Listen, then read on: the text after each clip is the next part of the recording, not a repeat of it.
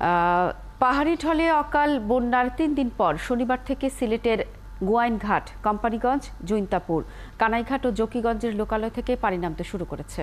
বন্যার সময় আশ্রয়কেন্দ্রের ঠাঁই নেওয়া মানুষ নিজেদের ঘরে ফিরতে শুরু করেছেন।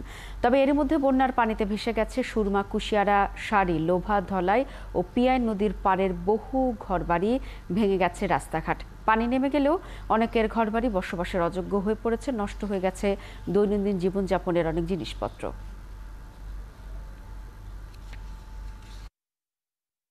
রাস্তাঘাট ভাঙছে, বাড়িঘর ভাঙছে, অনেক ক্ষয়ক্ষতি হয়েছে। সকাল পানি পর্যন্ত মারছে, খেরোর চৌকি পর্যন্ত মারছে, খেরোর সবারও আর কি গড় মারছে। গড় অবস্থা আর কি কোনটাও নাই, নিচে হাল লাগিয়া মাটি লাফাইতাম কারো তো কই